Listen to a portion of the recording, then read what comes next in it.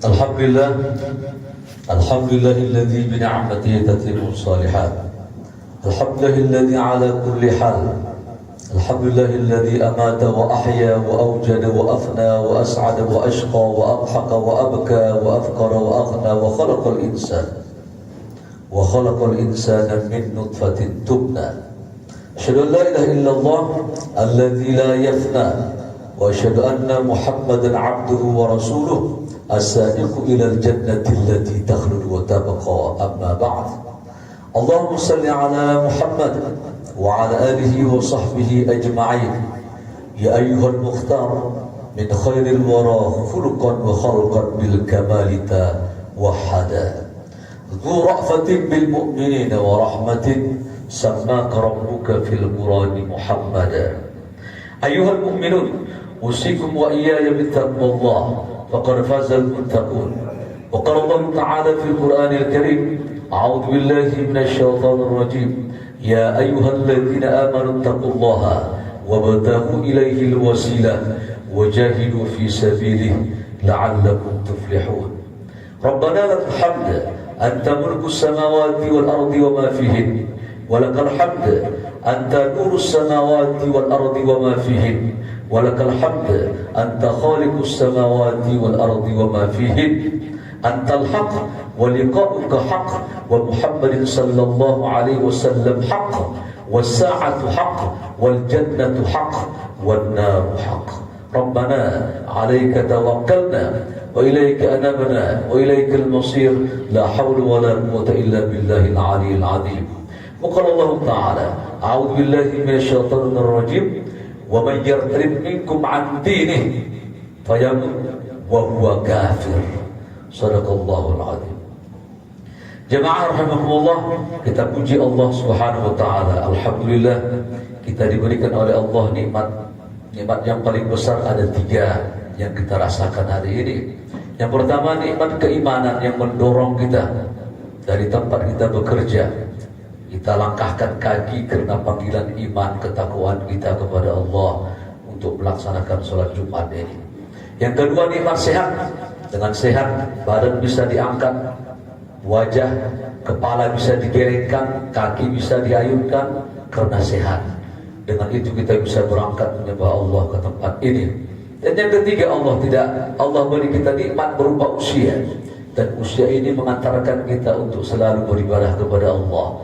Kita bisa beribadah sebab kita masih hidup.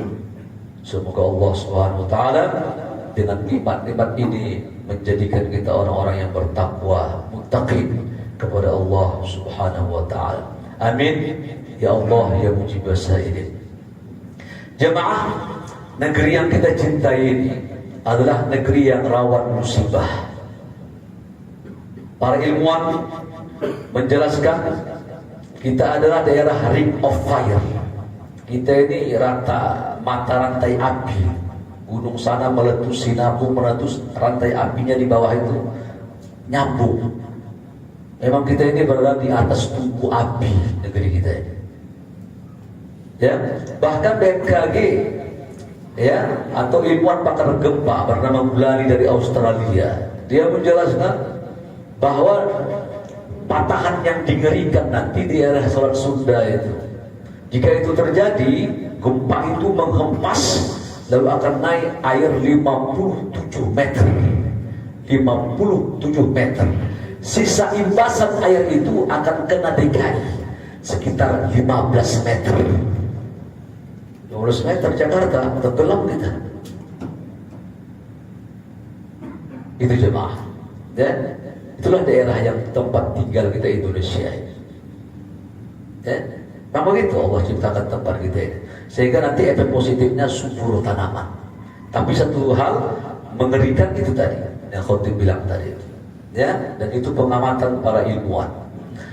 Jemaah rahimakumullah. Dan ini termasuk sesuatu yang harus kita terima karena kita tinggal di negeri ini. Ya. Bagaimana sikap kita agar kita tidak terkena hal ini karena kita memang di daerah yang rawan tadi. Maka sikap kita adalah berhati-hati terhadap Tuhan kita. Begini maksud khotib begini.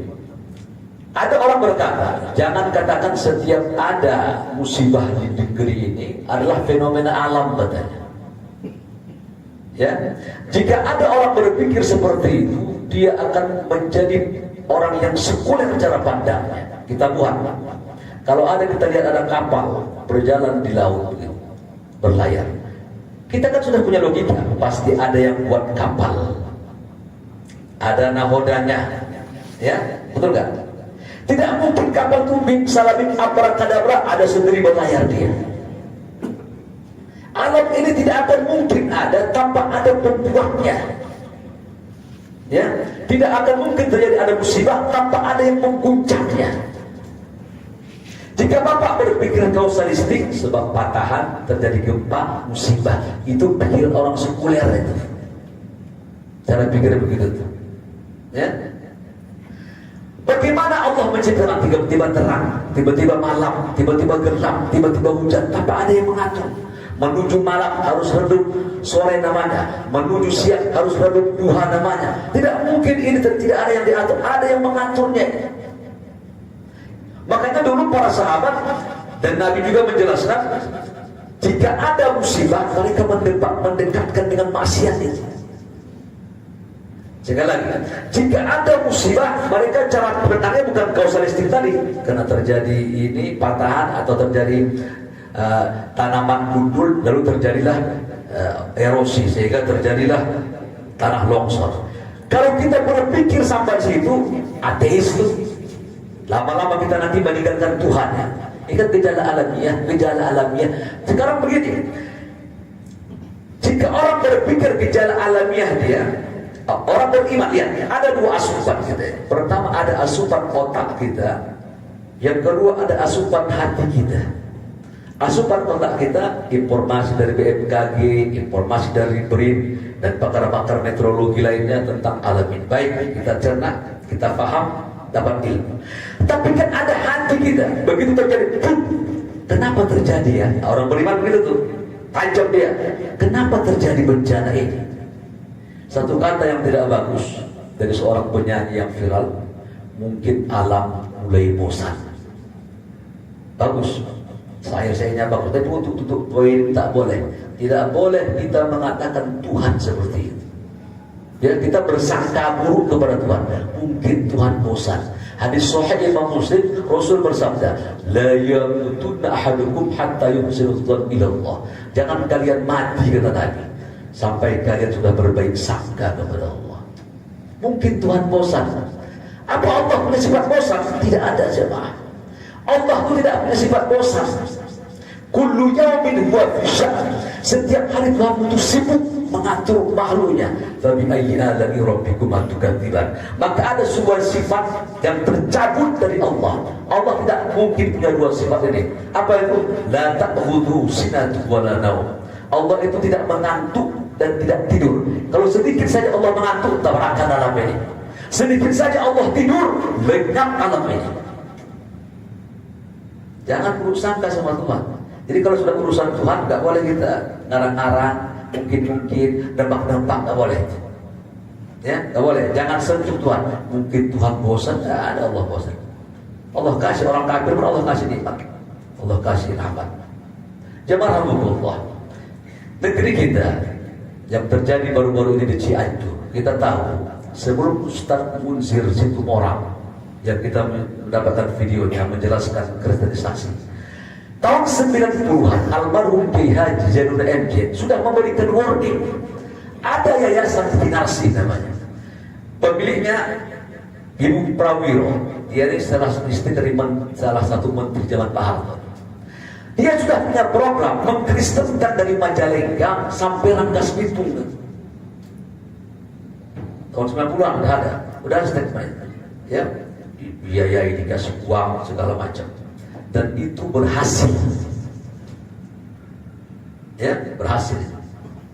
Yang masalahnya tidak masalah bagi kita jika tidak beragama, tapi sudah beragama diagamain lagi, itu kan jadi masalah namanya. Kalau dia ateis tak beragama silakan.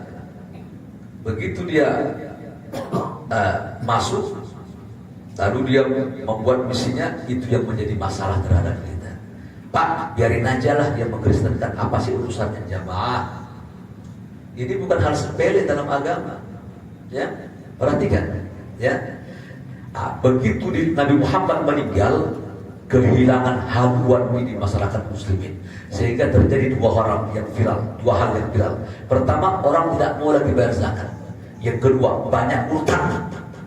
Sekarang akan terlihat bagaimana perilaku Abu Bakar ketika ada yang murtad waktu itu. Bagaimana? Dia bunuh, dia perangi. Kalau ini biasa-biasa aja, biasa-biasa. Tapi kan ada referensi. Bahkan Nabi mengatakan hadis Imam Bukhari, "Man baddala dinu faqtuluh." Barang siapa yang dia mengganti agamanya, bunuh dia, kata Nabi. Maksudnya ancaman bagi mereka harus dipenggal kepalanya, murtad ini. Ya, tempat itu kita tahu. Satu, yang kedua itu tempat itu viral dengan hal yang terjadi sehingga daerah 100% Ciranjang itu kita lihat sudah mereka berpeci, songkok putih, berjilbab, akidahnya sudah non muslim. Jemaah rahimahullah. Sekarang kita lihat, dan itu mengandung musibah. Perhatikan jemaah, khatib katakan, begitu ada musibah kita harus tarik ke atas itu. Ada dosa itu.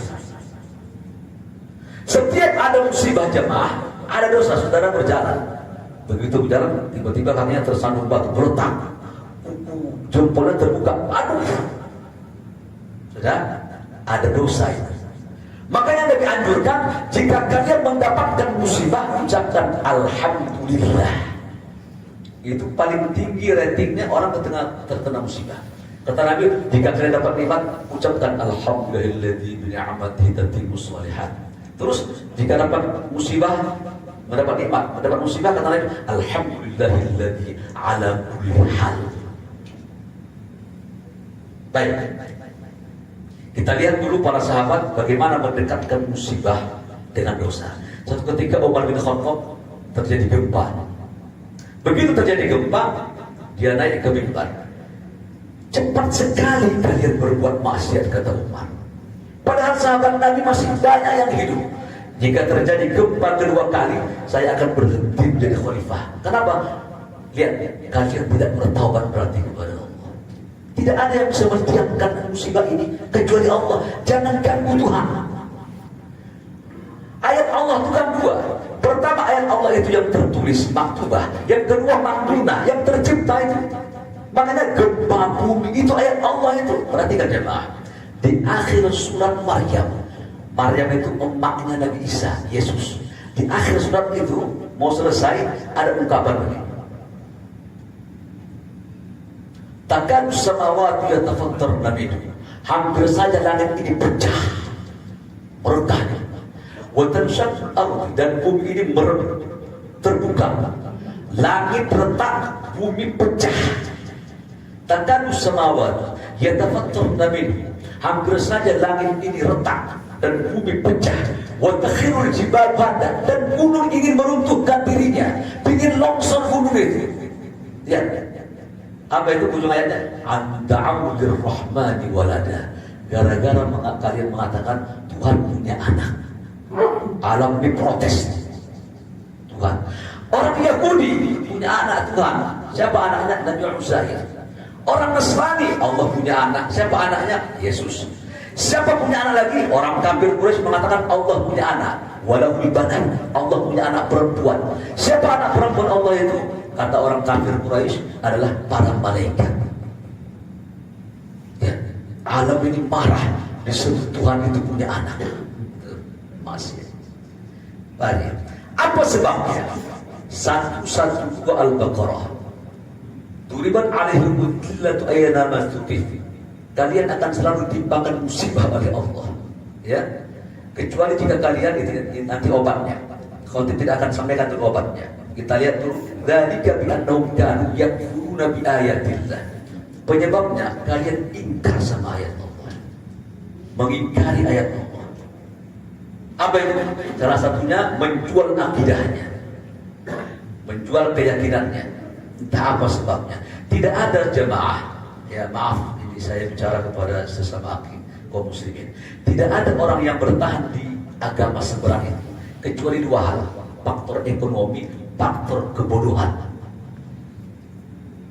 Sedikit dia berpikir, pasti dia akan masuk Islam. Kenapa?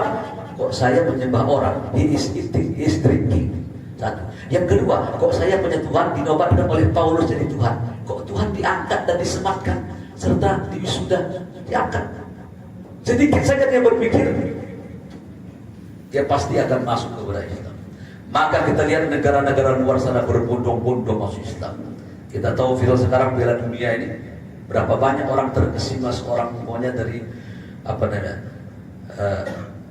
yang masuk Islam disebabkan dari mendengar azan-azan dan sebagainya. Alhamdulillah mereka tidak melihat kepada media, mereka melihat kepada apa? Mereka melihat kepada konsepnya.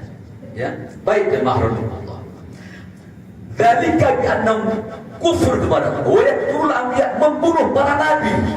Membunuh para nabi itu mengkriminal para ulama. Kok sekarang ya? Tanpa dosa, tanpa sebab, langsung mereka dikriminal atau membunuh orang-orang yang baik, yang soleh-soleh, sehingga kasusnya pun tidak ada yang akan angkat. Ya, wa yaqtulul anbiya bi ghairi dzalika bima asaw. Kata Allah, itu karena kalian berbuat maksiat. Tempat itu memang tempatnya menyetor orang-orang yang mancung hidungnya untuk kawin mut'ah. Sehingga banyak kita lihat sepanjang itu anak-anak yang mancung-mancung hidungnya. Kaum mut'ah itu sudah diharamkan oleh Rasulullah sallallahu alaihi wasallam. Dan Syiah kembali menebar itu. Ya, zina. Makanya Aisyah mengatakan begini. Ketika datang Anas bin Malik, Aisyah, apa terjadi? Kenapa musibah ini terjadi? Kata Aisyah istri Nabi, jika zina sudah tersebar di mana-mana, minuman khamar sudah diminum di mana-mana, bahkan di baking, bahkan dibuat online segala macam. Dua. Yang ketiga, jika sudah musik di mana-mana, maka Allah mengatakan, ya ardi, wahai bumi, bergoncanglah engkau kepada Allah. Wahai bumi, goyang. Gempa namanya. Jemaah Allah, itulah kita beriman kepada Allah. Setiap maksiat yang ada, kita harus tarik kepada dosa. Hanya nanti begini, jika musibah datang kepada orang beriman yang soleh-soleh, maka itu menjadi ujian bagi dia. Yang ahlul maksiat tapi beriman juga cobaan bagi dia. Orang-orang yang murtad dan keluar dari agama Allah serta membuat maksiat, azab bagi dia. Tergantung saja itu. Seperti begini, COVID itu termasuk jika orang mati wabah, dia akan mati syahid, Pak. Baik, bagaimana kalau meninggal orang non-muslim? Ibnu Hajar al-Asqalani menjelaskan, jika ada orang mati wabah, maka tak syahid terhadap dua orang ini. Pertama, orang yang mati dalam keadaan agamanya kafir. Yang kedua, yang mati itu ahlul maksiat. Maka musibah COVID bagi dia atau wabah tidak menjadi mati syahid, tapi azab dari Allah Subhanahu wa ta'ala. Barakallahu wa lakum fil Qur'anil Karim wa nafa'ani wa iyyakum bima fihi min ayatin wa dzikril hakim. Wa taqabbal minni wa minkum tilawatan innahu as-sami'ul alim. Alhamdulillah wassalatu wassalamu ala Rasulillah wa ala alihi wa sahbihi wa mawala. Asyhadu an la ilaha illallah wa asyhadu anna Muhammadan 'abduhu wa rasuluh. Allahumma shalli ala Muhammadin wa ala ali Muhammad. Wa qala Allah ta'ala, ya ayyuhalladzina amanu taqullaha haqqa tuqatih wa la tamutunna illa wa antum muslimun. Jemaah, Rasul bersabda, termasuk orang yang syahid adalah sahibul hadam, orang yang mati tertimpa benda keras. Ya, mereka tertimpa reruntuhan. Kita tidak tahu siapa di antara mereka. Mungkin ada di antara mereka orang-orang yang bertakwa kepada Allah Subhanahu wa ta'ala. Tadi diumumkan masjid ini menggalang dana. Maka bismillahirrahmanirrahim, kita memberikan infak yang terbaik kita untuk membantu saudara kita. Sebab Nabi bersabda, "Man lam yahtam bi umuril muslimin falaysa minhum." Barang siapa, kata Nabi, tak peduli kepada urusan orang muslim, maka dia bukan bagian dari golongan orang-orang muslim, golongan Rasulullah sallallahu alaihi wasallam. Kita membantulah semampu kita, berapapun ada uang kita atau apa yang bisa kita kasih untuk saudara kita, ya, sebangsa, setanah air, bahkan ada yang sesuku mungkin, kita bantu mereka. Mudah-mudahan kita ikhtiar yang kita bantu orang-orang soleh dan semoga menjadi amal soleh buat kita semuanya. Allahumma fir lil muslimina wal muslimat wal mu'minina wal mu'minat al ahya'i minhum wal amwat bi rahmatika ya arhamar rahimin. Rabbana ighfir lana wa li ikhwanina sabaquna bil iman wa la taj'al fi qulubina ghillan lil ladzina amanu rabbana innaka ra'ufur rahim. Rabbana afri 'alaina sabra wa tawaffana muslimin. Rabbana afri 'alaina sabra wa tawaffana muslimin. Allahumma ighfir lahum warhamhum wa'afi wa'fu 'anhum wa akrim nuzulahum wa wasi' madkhalahum. Allahumma sallimna وسلم المسلمين أجمعين. ربنا آتنا في الدنيا حسنة وفي الآخرة حسنة وقنا عذاب النار. وصلى الله وسلم عليه والحمد لله رب العالمين. عباد الله إن الله يأمر بالعدل والإحسان وإيتاء ذي القربى وينهى عن الفحشاء والمنكر والبغي يعظكم لعلكم تذكرون. فاذكروا الله يذكركم واسألوه من فضله يعطكم ولذكر الله أكبر والله يعلم ما تصنعون. أقم الصلاة.